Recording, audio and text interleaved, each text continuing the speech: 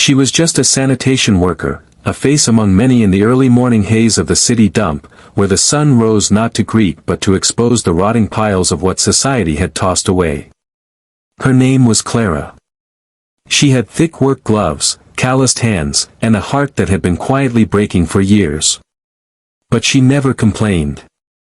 Each day, she clocked in before dawn and left long after dusk, sorting through refuse that told the stories of millions of lives she'd never know.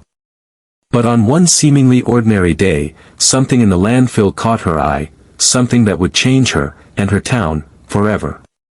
It began with a sound. Faint. Almost like a whisper. Clara had been pulling apart a half-broken crate when she heard it, soft, chirpy, persistent. She stopped. The noise came again. Instinct made her glance down. Nestled beneath a flattened cardboard box, surrounded by the sticky remnants of rotting fruit and crumpled food wrappers, was a large, torn bag. Inside it, a strange rustling. She reached in and uncovered a pile of pale, oddly clean eggs.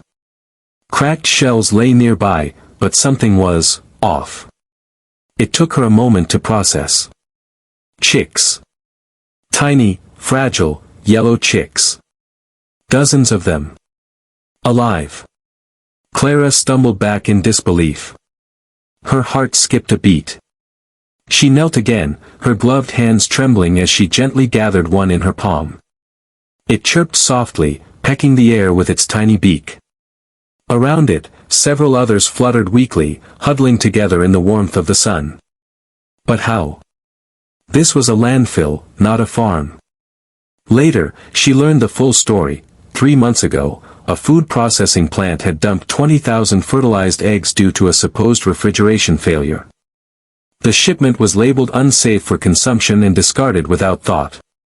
But by some miracle, or perhaps a series of them, part of the shipment had remained intact, buried beneath insulating garbage.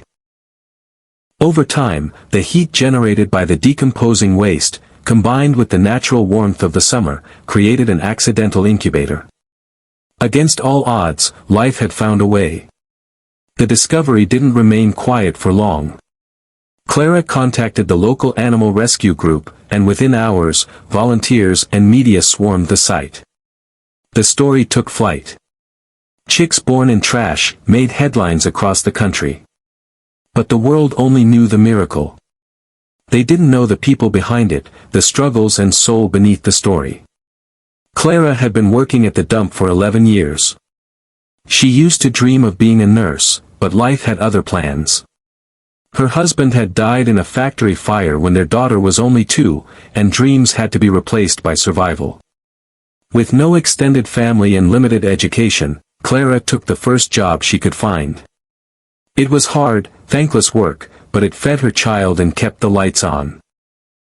Still, every night she stared at the ceiling, wondering what she had to show for it all. Until the chicks. The chicks gave her something she hadn't felt in years: purpose. The city, of course, was in a frenzy. Officials came out to the landfill, trying to explain away the situation with technical jargon and half-hearted apologies. The plant that dumped the eggs was fined, but their CEO shrugged it off in a press statement as an unfortunate accident. Clara, however, was unmoved by politics. She focused on the chicks. She visited them daily at the rescue center, watching as they were bathed, fed, and nursed back to health. But not everyone was supportive. Some workers at the landfill mocked her.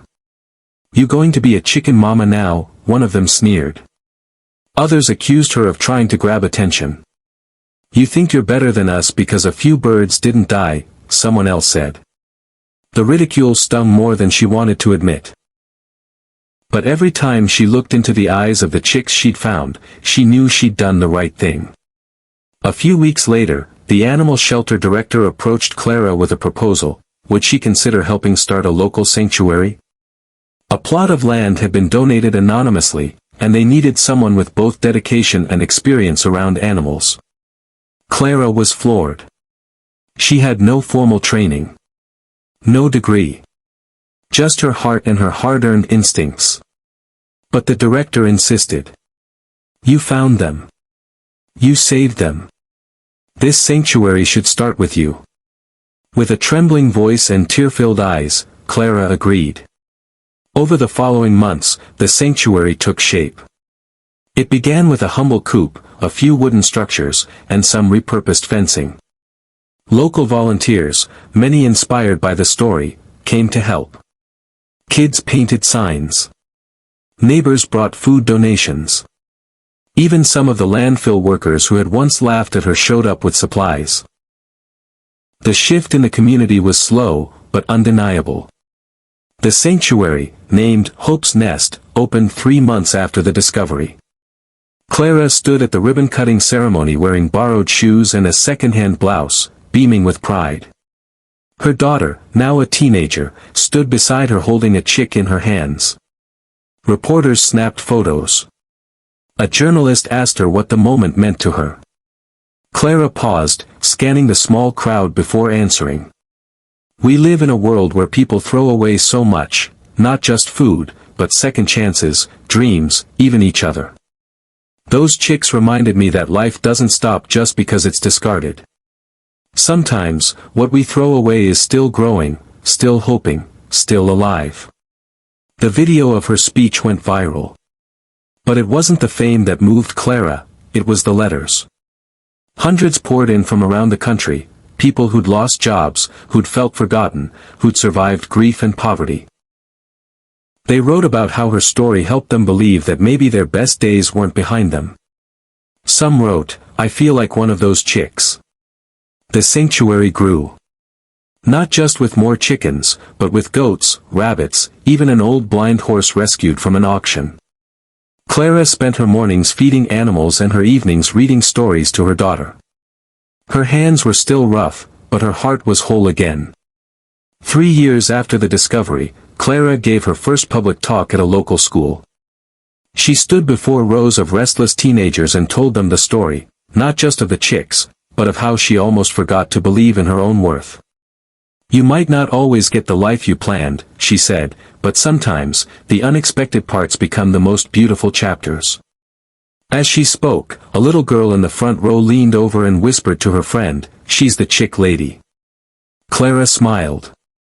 And on the way home that evening, she passed by the landfill. It was still there. Towering in gray, but for the first time, she didn't feel burdened by its weight. She felt grateful. Because sometimes, even in the dirtiest places, something pure is waiting to be found. And sometimes, what the world throws away, becomes someone's miracle.